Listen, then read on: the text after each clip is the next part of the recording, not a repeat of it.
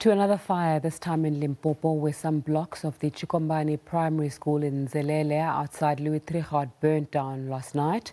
The damage from the fire will likely affect the writing of the year-end examinations. The cause of the blaze is not yet known. Let's get more on the story across to our reporter, Lutendo Bobodi, who's standing by. A very good afternoon to Lutendo. What else do we know? Thank you so much. 44 years of history down in ashes here. All the documents that were kept from 1977 all burnt down. This is a big structural damage. I'm talking about 1 million worth of equipment that has gone up in smoke, and also 600 trends was here in this particular block. As you can see here, these are people trying to assess the damage, what happened. The principal is there, also the district director is here. We spoke to the Department of Education, who told us that they'll be dispatching a team of experts who will be coming here to assess the damage, and then from the report that they will be expected to compile, the department will be informed in terms of contingency plans and other intervention measures. Of course, what is interesting, Zinga, is that earlier we didn't have much in the way of information as to what happened, but we went through to the police and they gave us a bit of development, saying that they've opened a case of arson since this is suspected to be a foul play. When this block burnt, this area was undergoing load shedding. In simple words, there was no electricity, so it cannot be blamed at the door of electrical fault. This is basically what the police are saying right now. They've opened a case of arson, and of course, citizens here were also suspecting a foul play. Right now, I'll be joined by a community leader. This is Richard Ramabrana, who leads quite a few structures here, community development structures here. Mr. Ramabrana, thank you so much for your time.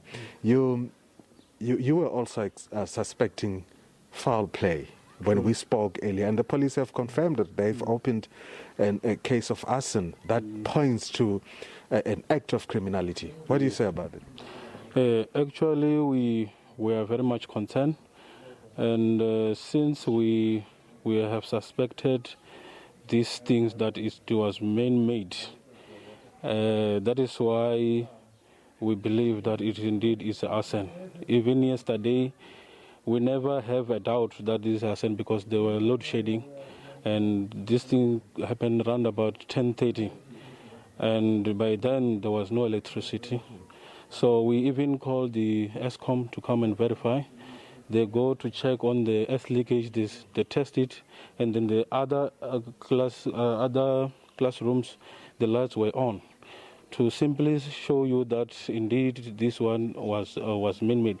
To talk of that, as the structure that I'm representing under South African Youth Against Crime, we have further inquiring from the local people, whereby we found that there were incidents that happened yesterday regarding the financial statement that were required from the school, and which leads for us, we are not pointing finger to somebody, but it is the sum of the information that we gave to the police today. And when we further inquire, because there were alarm system, since they disarmed alarm system yesterday by 9 o'clock, they never armed it again. So, which triggers us to say we are suspecting something. Why you disarm alarm, and when you knock off, you don't own it?